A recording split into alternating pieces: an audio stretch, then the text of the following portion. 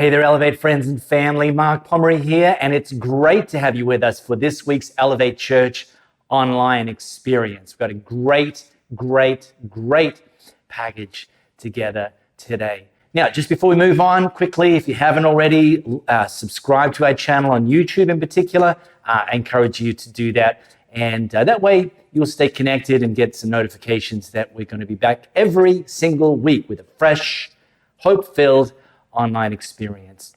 Now, one of the things we love to do together is worship, and this week we got one of our favorites, kind of a thing that's going around at the moment called a collective. So it's not necessarily from a particular church, but a group of incredibly gifted individuals who come together, and they're called the Recording Collective. So they're going to lead us in a couple of songs of worship.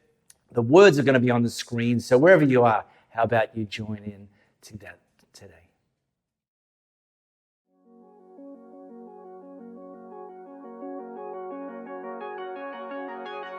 Who am I that the highest king would welcome me? I was lost, but he brought me in. Oh, his love for me. Oh, his love for me. Who the Son sets free, oh, is free indeed. I'm a child of God, yes I am. Free last, he has ransomed his grace runs deep. While I was a slave to sin, yes, he died for me. Who the Son sets free, oh, is free indeed. I'm a child of God, yes I am. In my Father's house, there's a place for me. I'm a child of God, yes I am. Yes I am. I am chosen, not forsaken. I am who you say I am. You are for me, not against me. I am who you say I am.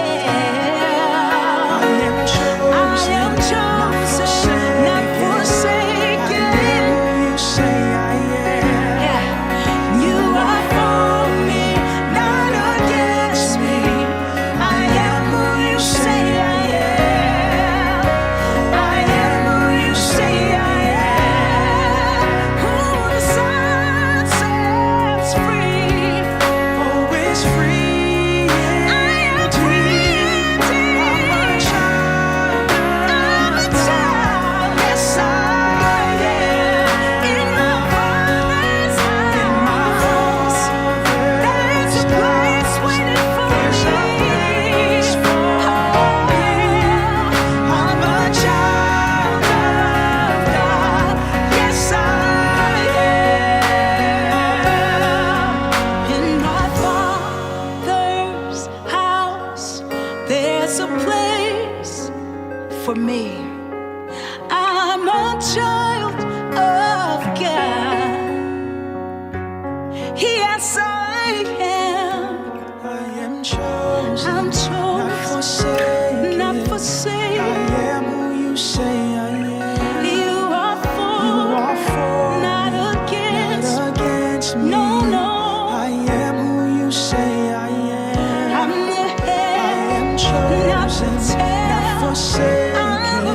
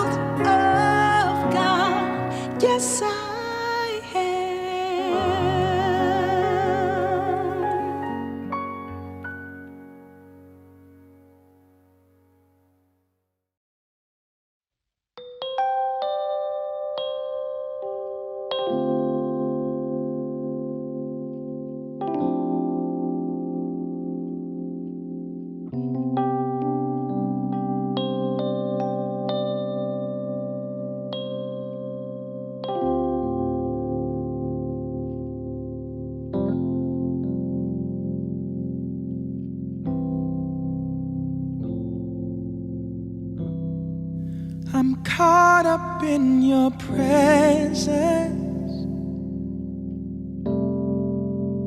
I just wanna sit here at your feet. I'm caught up in this holy moment. I never wanna leave. Oh, I'm not here for blessings. Jesus, you don't owe me anything more than anything that you can do. I just want you.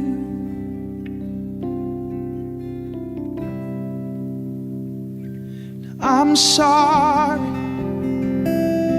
when I've just gone through the motions. I'm sorry when I just sang another song. Take me back to where we started. I open up my heart to you. Ooh. And I'm sorry when I've come with my agenda. I'm sorry when I forgot that you're enough. Take me back to where we started. I open up my heart to you. I'm caught up in your presence. I just wanna sit here at your feet. I'm caught up in this holy moment. I never wanna leave. Oh, I'm not here for blessings. Jesus, you don't owe me anything more than anything that you can do. I just want you. I just want you and nothing else. Nothing else. Nothing else will do. I just want you and nothing else. Nothing else. Nothing else. Nothing else will do. I just want you and nothing else. Nothing else. Nothing else will do. I just want you. Nothing else, oh God. Nothing else. Nothing else will do. I just want you. Nothing else. Nothing else. Nothing else. Oh, nothing else will do. I just want you and nothing else. Oh God. Nothing else. Nothing else will do.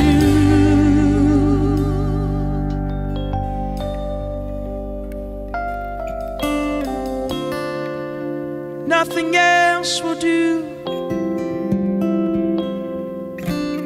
No one else will do.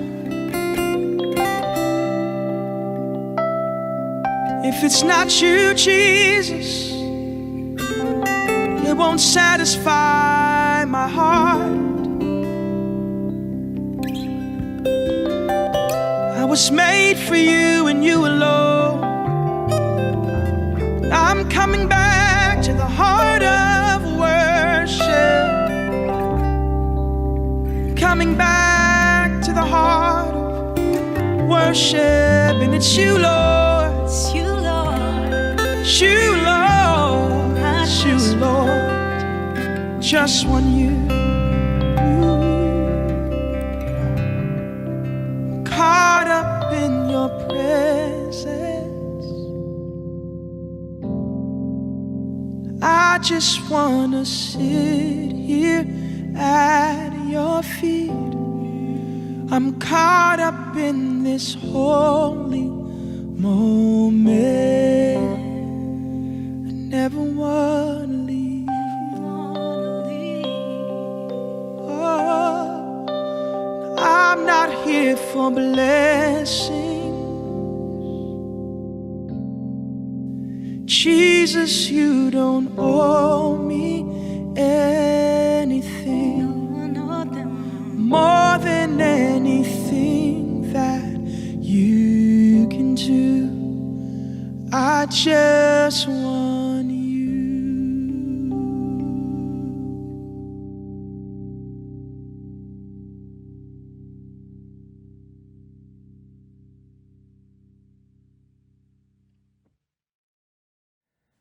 So we, over the last 3 weeks, have been teaching our annual series on financial management, biblical principles of financial management called Fresh Start.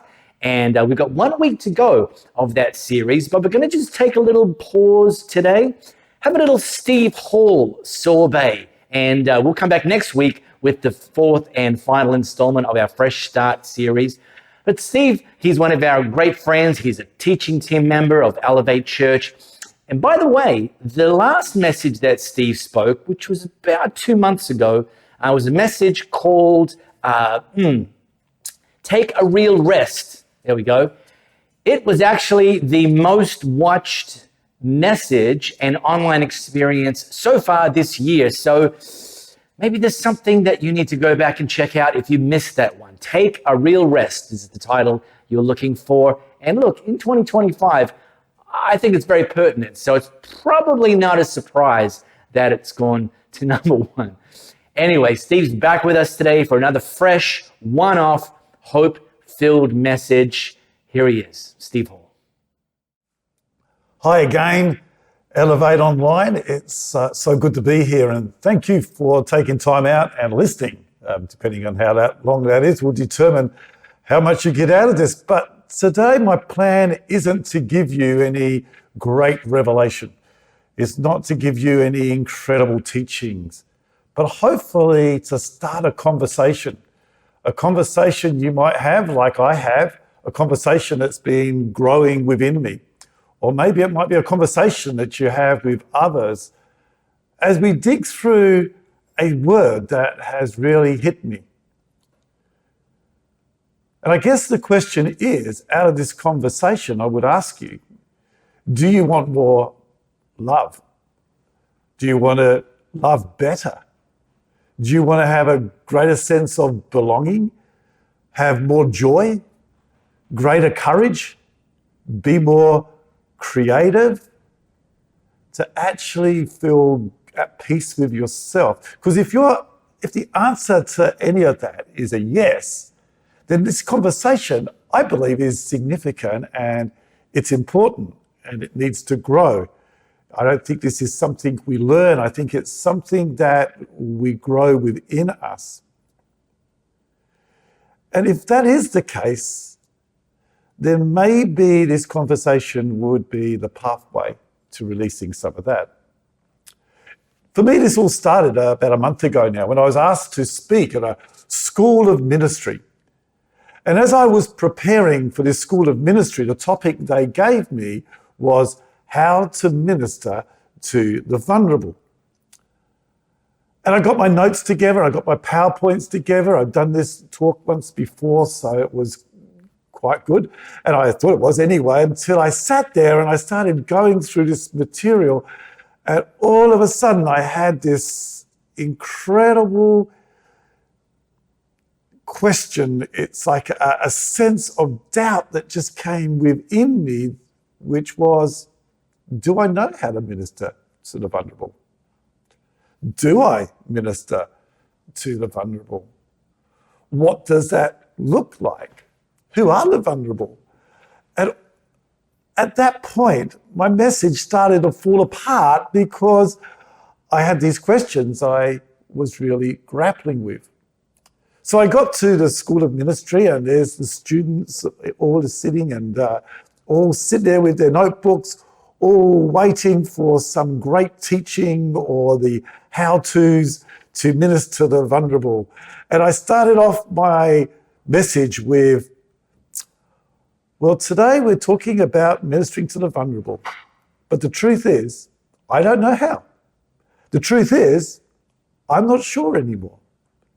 Now, that's not a good way to start a talk to a bunch of students who are there to learn and have probably got to write some sort of article or reflection that the speaker has just told you, I don't know. But I did say this. I said, as I looked at it, I said, I believe to minister to the vulnerable, you first have to be vulnerable. In other words, if I am going to be of help to those who are hurting in our society, I've first got to be in touch with my own vulnerability. So I looked up the word vulnerable, and of course the word vulnerable comes from a Latin word that actually means to be wounded or capable of being wounded. And so as I looked at my own vulnerability, it's actually a preparedness for me to actually discover my own woundedness, my own shortfalls. And so the topic today, and my title today, I thought was best put like this: the pathway to a successful life, or the pathway to success, is vulnerability. Which sounds really crazy in a society where we promote this idea of making sure we looked okay and that looks were important and how I look was important. I don't want you to see what's behind my looks. That we have this idea of our social media where we're pretending to be vulnerable, but really what we're doing is we're just presenting the person that we want people to know, not the real us. So what would that look like if we were to say success is actually found in the pathway to vulnerability? Now, when I'm saying this, I think it's important to note too that there is unwise vulnerability. I'm not saying just go and share your dirty laundry everywhere. I mean, what I'm saying is that we need to understand what's unwise and what's wise. Like the unwise is sharing too much. Have you ever been that place where you've actually shared too much and you've walked away going, I shouldn't have said that? I went to a church once, and the person who was speaking got up and started to describe their dark secrets, their sexual sins. And I'm sitting there with my hands on my ear going, too much information, this is not good. My visuals are not doing great. And then I looked around and I thought, how's his wife coping with this? Sometimes I think being too vulnerable, we need to understand that it's not wise. It impacts others. It opens up pathways of thought. So I think we've got to be wise in what we share, how we share. We need to be wise in who we share with. You can share with the wrong people. Can I suggest you don't go and share with your boss that you're not coping too much, because there's a good chance they'll find someone else. Or maybe there's some times when you're sharing things with people that really shouldn't know that. Or maybe, and in my business, in rehabs with the Teen Challenge, it's important that you share with safe people, because otherwise your information could be all over the place. And all of a sudden now you are defined by your secrets rather than defined by who you are. And I think that you've got to be wise in who you share with, wise in who you're being vulnerable with. And I also want to suggest that we need to be wise in the motive of being vulnerable. Am I being vulnerable just so you think, oh, woe is me, I share all my problems? That sounds like, as I say, in the business that we're in, we kind of encourage people not to share all their story, because sometimes we're so busy telling our own story, we don't hear other people. And being vulnerable is also the ability to take in other people's stories. So I want to suggest to you there's a wise and there's an unwise. And we need to be careful that we understand what we're talking about if vulnerability is the pathway to a successful life. See, wise vulnerability is the preparedness, for me anyway, my definition, to face my shame. We all have a shame vault. And in the words of a lady that speaks so well, the guru of vulnerability, and I encourage you to listen to the TED Talk or even go on Netflix and hear her conversation. Brené Brown, who's done a study on shame, and her comment was, shame is the fear of not being connected, or the fear of being connected, or disconnected. In other words, that whole idea that if I share my truth with you, will you like me anymore? If you knew the real Steve, would you actually be listening to me right now? If you knew who I really was. And so my fear of being disconnected means that I keep secrets in what I call my shame vault. That vault inside me that hides all those things that I don't want you to know about. And sometimes they sneak out. And when they sneak out, all of a sudden, then I find that I'm vulnerable and you don't like that feeling. So you push away from people. But I think real vulnerability is the preparedness that we have, that we look at knowing and being aware of who we really are. You remember the story of Adam and Eve back in the Garden of Eden, right at the beginning of the Bible? That story everyone in the world knows about. And they had this amazing connection with God. They were really connected. Obviously, they had conversations. They walked with him at night. It was according to the records of Genesis. And then they went and got tempted to eat the apple. Now, that wasn't an Apple iPhone, or even though that's the source of all knowledge, but they went to the apple tree and they ate of their apple, and all of a sudden they discovered who they really were, and therefore were shameful, and they had to hide from God. I love that, because God still came looking for them. Even in our shame, God still comes looking for us. Even in our shame, he still knocks at the door and says, I actually want to connect with you. Even in my shame, God arranged to come on earth in the form of Jesus to come and engage with us in our shame. So his desire is, but our desire is to hide that. And we push people away, and we even push sometimes God away. Brené Brown put it this way. She said, owning our story can be hard, but not really as difficult as spending our lives running from it. Embracing our vulnerabilities is risky, but not nearly as dangerous as giving up on love and belonging and joy. The experiences that make us the most vulnerable, only when we are brave enough to explore the darkness will we discover the infinite power of our light. Isn't that so true? And so our journey, and that's why you can't just do this as a 3-point sermon. This is actually a life experience of how do I actually allow myself to discover the real me, and not only discover the real me, but still find my worth in the real me. I think James in the Bible, it's believed to be the brother of Jesus, wrote a letter, and it's called James.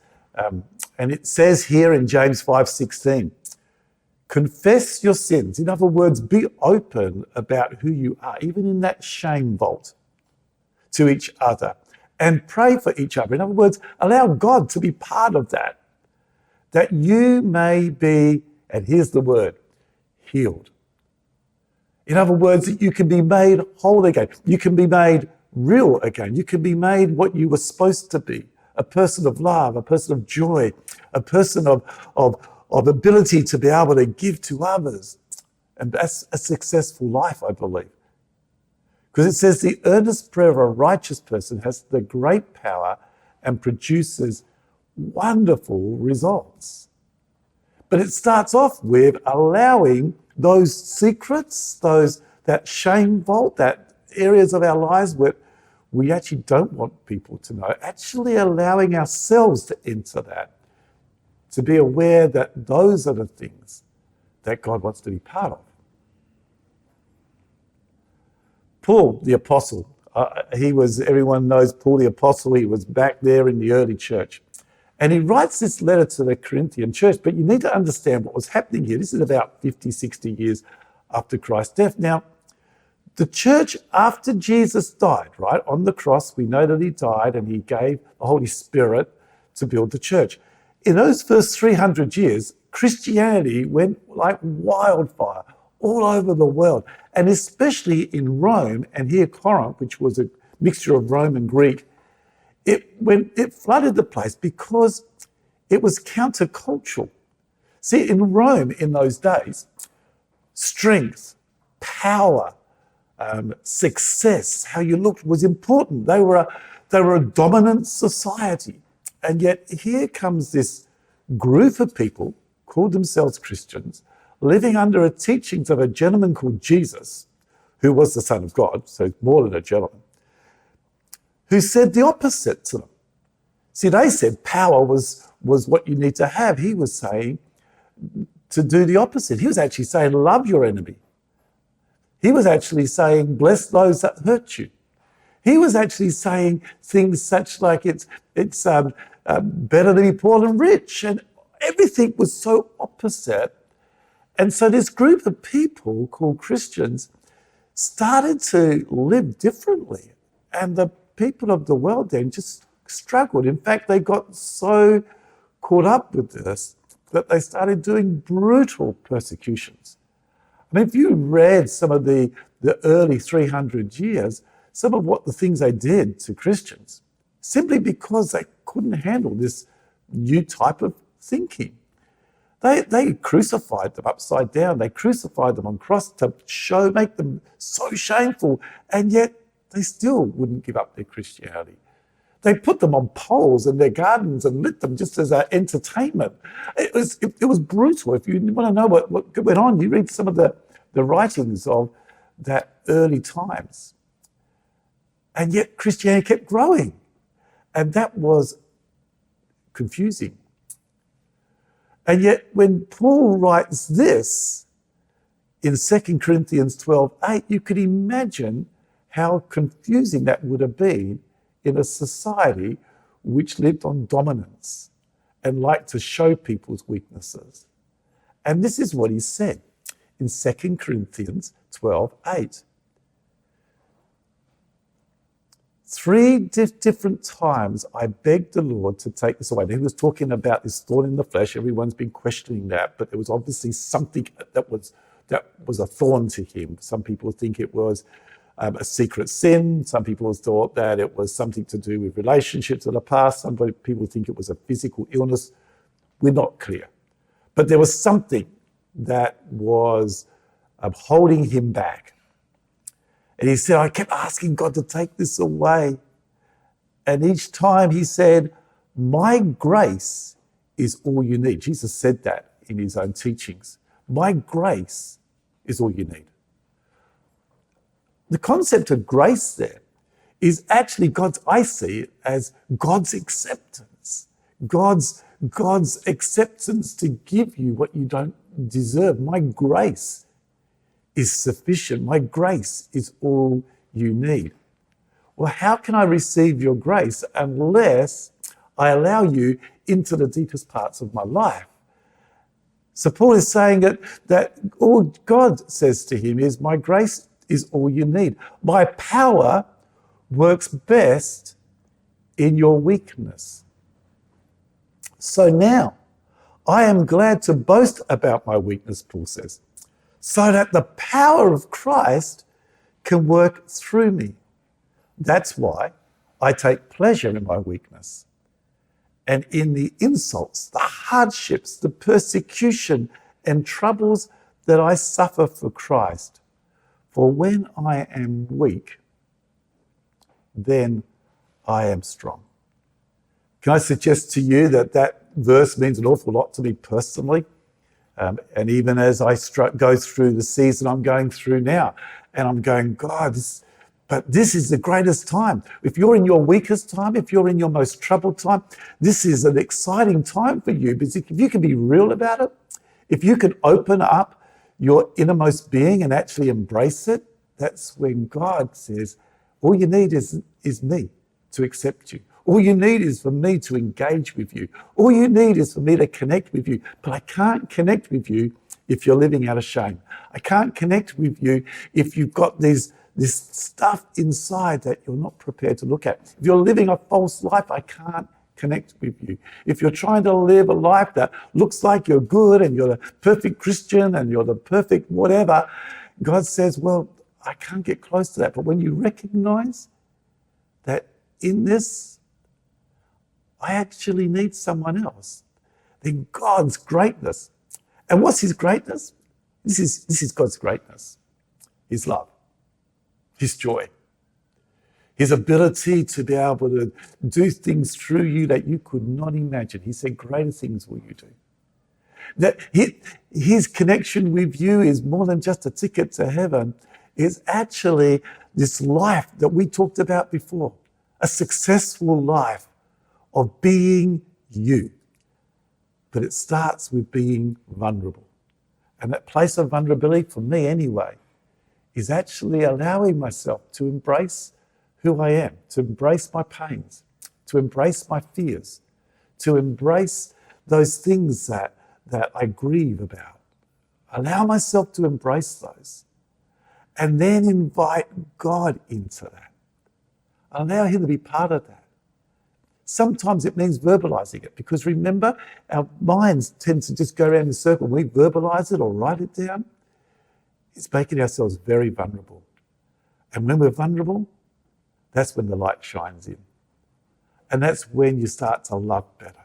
That's when you start to be able to forgive people better. That's when you start to be able to have a joy in your life that goes beyond your circumstance.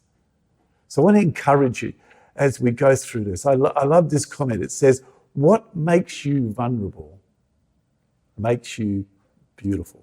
What a great statement. What makes you vulnerable actually makes you beautiful.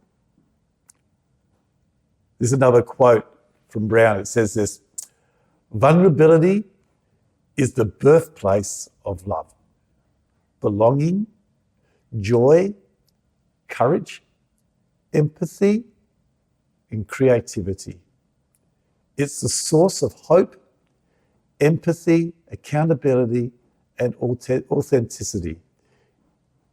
If we want greater clarity in our purpose or deeper and more meaningful spiritual lives, vulnerability is the path.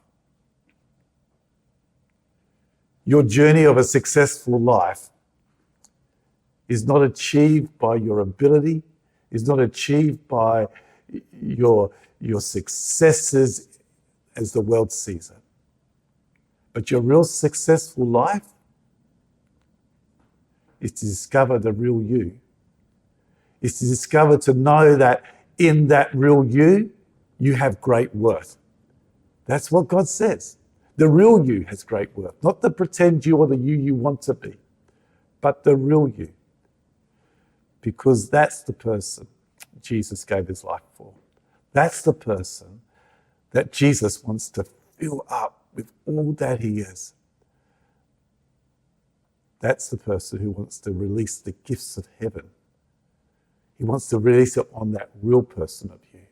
And when we discover that real person, when we go through that journey, I believe that's when we become successful for life. Successful in the life that you were here for. Because you see, the real you is the person who's worthy of relationship, not the pretend you.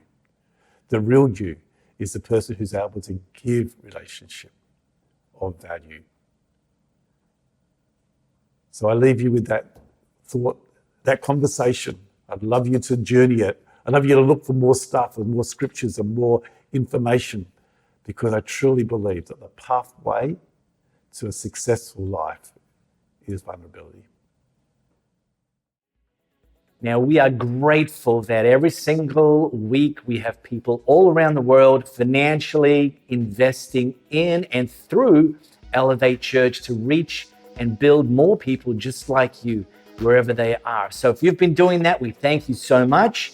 If you've yet to maybe dip your toes in that water of giving, look on the screen, there's 2 links. One's to our website, which is going to show you a couple of ways to give under the Give section.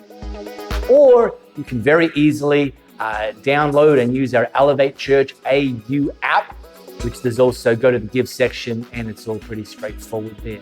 Now listen, next week is our 4th and final installment of our annual series on biblical principles of financial management called Fresh Start.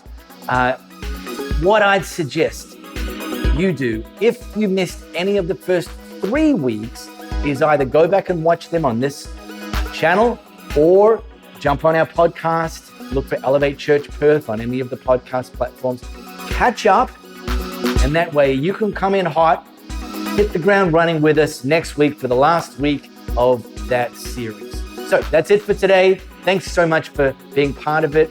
Bring someone with you, and we look forward to seeing you joining together again next week.